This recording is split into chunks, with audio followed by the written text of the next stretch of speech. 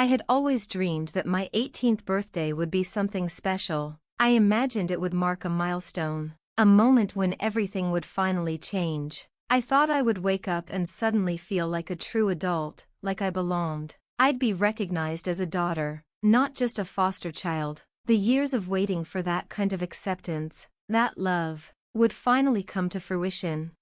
But, as I sat at the kitchen table on the morning of my birthday, surrounded by the same faces that had been with me for years, I felt no different. The air was thick with an unspoken tension, something I couldn't quite name. And then, when I least expected it, everything I had hoped for, everything I had dreamed of, came crashing down in an instant. "Happy birthday," my foster mother said, her voice almost too calm. She handed me a small, wrapped gift, but there was no warmth in her eyes, no sense of celebration. I smiled weakly and unwrapped it, just a scarf. It wasn't about the gift, though. It was about the moment when everything shifted. Then my foster father spoke up, his voice cutting through the silence like a knife. "You're not ours, Tama," he said. "You've never been ours, and you never will be. We've done our part, but you're an adult now. We don't owe you anything anymore." I froze. The words hit me like a slap to the face, but somehow, I wasn't completely surprised. I had been waiting for this moment when they would finally make it clear that I wasn't a part of their family. But that didn't make the sting any less sharp. The truth had been sitting there for years, just beneath the surface, and today, on my 18th birthday, it had finally been brought to the light. I didn't know how to respond. For a second, all I could do was stare at them, my foster parents, the people who had raised me, fed me, kept me warm, and yet, never truly accepted me. I had always known there was something missing, something that set me apart, but I had always hoped, deep down, that with time, they would see me as their own.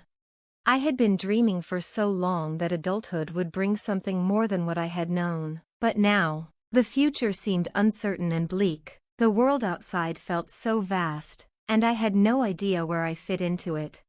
But, deep down, I knew that I couldn't keep holding on to this illusion. I had to let go. They didn't want me, and maybe that was okay. Maybe I wasn't meant to be here, in this place, with these people.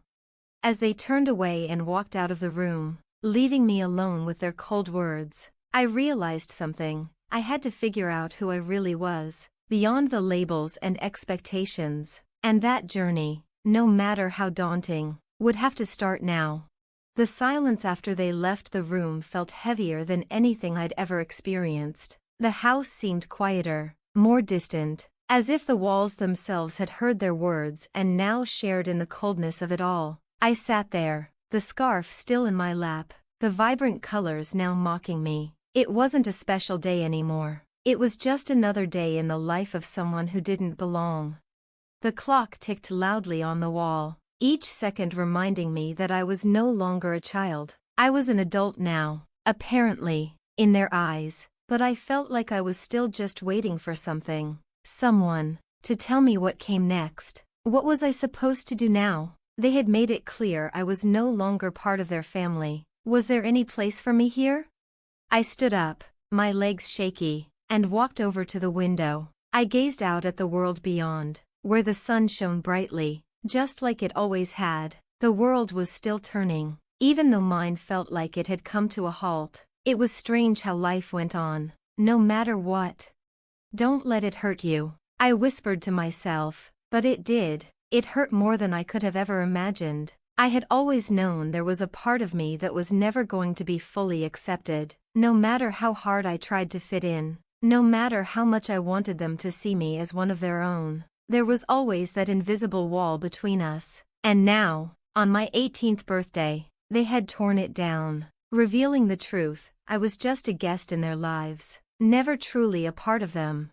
I took a deep breath and looked around the room, my eyes scanning the familiar objects, the picture frames on the wall, the worn-out couch where I had spent countless hours watching TV, the old bookshelf in the corner filled with books I had read over the years. These things used to feel like home, but now, they felt distant, as though they belonged to someone else. I didn't know how long I stood there, staring out at the world, lost in thought, but eventually, the tears came. They weren't the kind of tears I had expected, not the tears of relief or freedom that I thought would come with turning 18, but the kind that comes from realizing you've been living in an illusion, a life where you convinced yourself things would be different, only to have the rug pulled out from under you. But as the tears fell, I felt something shift inside me. It was as though I was waking up from a dream, a painful, disappointing dream. Maybe this was the moment when everything changed, but not in the way I had imagined. I wasn't going to let this define me. I couldn't. There was a world out there waiting for me, and it was time to stop hiding behind the false hope that I could ever be a part of something I wasn't meant to be. The only thing I could control now was who I chose to be, and that meant leaving behind the expectations that had been placed on me by others. It was time to find my own way. The days that followed my 18th birthday felt like a blur. I tried to go through the motions, wake up, eat, go to my room, pretend everything was fine, but the truth was, nothing felt normal anymore. Each time I passed a mirror, I didn't recognize the person looking back at me. There was a new weight in my chest, one I couldn't shake. The words they had said to me on that morning echoed in my head, replaying like a broken record. You're not ours. We don't owe you anything. And yet, even though I had been told this in such stark terms, it still didn't feel real. How could it? I had spent my entire life in this house, in this family, and suddenly, it was as though none of that mattered. All the birthday dinners, the holidays, the moments of laughter and closeness, they were just things that had happened to someone else. I found myself wandering around the house more than I usually did, staring at things that had once felt like home. The kitchen, where I had always helped cook with my foster mom, now felt foreign. The living room, where we'd all gathered to watch movies together, seemed like a stranger's house. I couldn't shake the feeling that I was intruding on their space, that my very presence was an unwanted reminder of something they'd rather forget. And yet, there was a part of me that couldn't let go. That part of me, the little girl who had once dreamed of being accepted, loved, and embraced, was still hanging on.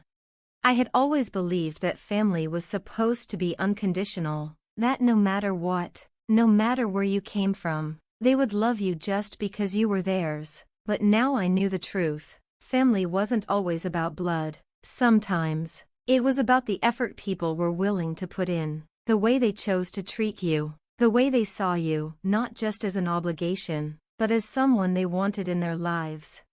I sat down on my bed one evening, exhausted from another day of pretending everything was fine. My phone buzzed, and I glanced at the screen. A message from my best friend, Mia. Hey, I know it's been a weird day for you, but if you want to talk, I'm here. I've got your back, Tama. I smiled faintly. The first real smile I had allowed myself in days. Mia had been there for me through everything, the good, the bad, and the ugly. She knew my story, she knew my pain, and yet, she still chose to be there. For the first time in days, I felt a sense of peace, a small but growing reminder that maybe, just maybe, not all bonds had to be tied by blood. I typed back quickly, thanks, Mia, I'll call you later. For the first time in what felt like forever, I felt the weight lift, just a little. I wasn't alone. But still, the question gnawed at me, what did it mean to truly belong? Was it something you could earn? Or was it something that was just given, no strings attached? The confusion twisted in my chest, but there was something else there, too, something I hadn't felt in a long time. Hope. I couldn't rely on my foster family to define me anymore. Maybe I didn't have their approval, but that didn't mean I didn't have the power to create my own identity, to surround myself with the people who truly cared about me. Mia, for example, she didn't have to be there, but she chose to be. I looked out the window, the city lights flickering in the distance. Maybe this was the beginning of something new. Maybe, just maybe, I could figure out what it meant to be part of a family, not through blood, but through the connections I was willing to build for myself. It wouldn't be easy, But then again, nothing ever really was. The days after that evening with Mia were different. I didn't know exactly how to describe it, but something inside me had shifted. The pain of my foster family's rejection hadn't disappeared, but it felt less all-consuming. Slowly, I started to rebuild. The first step was simple. I packed up my room. It wasn't a dramatic, cinematic moment where I tossed everything into boxes and dramatically walked out, but it was a start. I wasn't just getting rid of physical belongings. I was letting go of the emotional weight I had been carrying. I packed away the childhood toys that had long outgrown their purpose, the pictures of family vacations that now seemed like distant memories, and the letters and cards they had given me over the years. All of it had once felt like proof of a connection that no longer existed. But there was something empowering about doing it. It was as though I was making space, not just in my room, but in my heart, for something new. Maybe the future didn't have to look the way I'd always imagined. Maybe I could create a future that was truly mine. The next day, I reached out to Mia. We had coffee together, and she listened to everything I had been holding in. I told her about how I felt unmoored, how I wasn't sure where I belonged, and how I had spent so many years dreaming of a family that would accept me. Mia didn't try to fix me or tell me everything would be okay. She just listened, and that was enough. "It's hard, Tama," she said softly, "but you're not alone. You've got me, and you've got yourself, and sometimes, that's all you need." Her words hit me in a way I hadn't expected. All these years, I had been waiting for someone else to tell me I was enough, waiting for my foster parents, my family, to give me the validation I craved. But Mia was right. Maybe the only validation I truly needed was the one I could give myself. That night, I sat down at my desk, the one I had always used to do my homework, to write. The words I had longed to say for so long came pouring out. I wasn't sure if they were for anyone else or just for me, but I wrote them down anyway.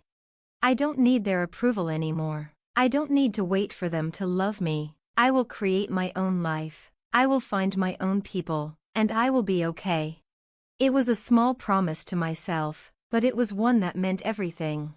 A few weeks passed, and things began to feel different. Not perfect, not easy, but different. I started to look at my life from a different perspective. The world didn't revolve around my foster family's acceptance, and my future didn't need to be tied to their idea of who I should be. I began to understand that family wasn't a fixed concept. It wasn't about where you came from or what others thought of you. Family, in its truest sense, was about the relationships you chose to nurture, the people who stood by you, who loved you not because of blood or obligation, but because they genuinely cared. I reached out to my biological mother, whom I had lost contact with over the years. We didn't have a perfect relationship, but I needed to understand where I came from, what part of me was hers. It wasn't about finding a perfect answer, but finding a connection that felt real. The conversation was awkward at first, but as we talked, something in me began to heal. She had her own flaws, but she was still my mother. That realization brought a strange sense of peace.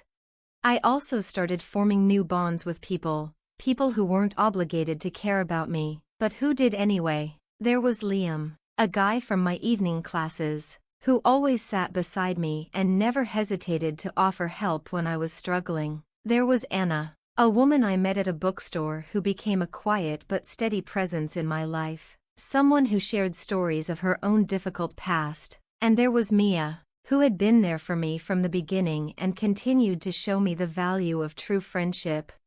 As I spent more time with these people, I realized that the family I had once longed for wasn't some idealized version of what I thought I needed. It was right here, in the connections I was forming, in the people who showed up for me despite my past. These were the relationships that would define me now. And for the first time, I felt like I had a place, no longer in the house that had never been home, but in the world I was building around myself. The days began to feel less like a heavy weight and more like an open road ahead of me. I wasn't sure where that road would lead, but for the first time, I didn't feel the need to have it all figured out. I didn't need a perfect plan or a fixed destination. I just needed to keep moving forward. Mia kept encouraging me to take small steps, to try new things. One afternoon, she took me to an art gallery in the city. I had never been much into art, but the idea of escaping into something unfamiliar felt like just what I needed. I walked through the exhibits, taking in the colors, the brushstrokes, the emotions that seemed to leap off the canvas. I wasn't sure what I was supposed to be looking for, but something about the rawness of it all resonated. Art was about expression, about taking something inside and putting it into the world, unapologetically. That was what I needed to do, to stop hiding, to stop waiting for permission to be who I was. I was going to create my own story, just like those artists had created their own. By the time we left, I felt something shift within me. For the first time in a long time, I could see the potential of what could come next, even though it was unclear. The next few weeks were filled with more small moments of growth. I found a part-time job at a local cafe, a place where I could be surrounded by new faces, new experiences. It was a simple job, but it gave me a sense of purpose. I wasn't just waiting anymore. I was actively participating in my life. I started spending more time with my biological mother, too. Our relationship was still awkward, full of tension and unspoken feelings. But there were moments, brief but meaningful, where we connected. We would have coffee together, talk about small things, like books we were reading or what had been happening in the world. Slowly, we built a new kind of bond, one that wasn't about the past, but about the present and the future. I realized that family didn't have to be perfect. It didn't have to be what I had once imagined. It didn't have to meet some standard of idealized love and acceptance. What mattered was the effort, how much you were willing to put into something, even if it didn't always work out the way you expected. And most importantly, I was learning to love myself, to accept who I was, and to stop needing approval from others to feel valid. The last piece of the puzzle came when I decided to move out of the house. It wasn't as dramatic as I had once imagined, and it wasn't some grand escape, but it felt like a quiet victory. I found a small apartment in the city, nothing too fancy, just enough for me to breathe, to have my own space. It was my first real step toward independence, and I took it with pride. I wasn't running away from anything. I was choosing to stand on my own 2 feet. I remember the first night I spent in that apartment. I sat on the floor in the middle of the empty room, surrounded by boxes I hadn't unpacked yet. I wasn't scared. I wasn't sad. I was okay, more than okay. I was free, free from the weight of expectation, free from the need to please others, free from the idea that my worth was tied to anything outside of myself. As I lay down on the mattress on the floor, I realized something. I wasn't just surviving anymore. I was living. And that was enough. The next few months felt like a blur, but in the best possible way. I was making decisions for myself now, not based on anyone else's expectations, but on what I wanted for my future. The cafe job turned into a full-time opportunity, and I started to get more involved with the people there. Some of them became my closest friends. People who didn't see me as a foster child or someone with baggage. They saw me as just Tama, and for the first time, I felt like that was enough. Mia and I talked often about our dreams, our futures, and the paths we wanted to take. She was my rock, but I was also learning to be my own. Together, we talked about traveling, about starting businesses, about living life on our own terms. It felt like the possibilities were endless. One evening, I sat down with a notebook and started to write. I had been keeping a journal for a while, but this time it felt different. I wasn't writing about my pain or my past. I was writing about my future.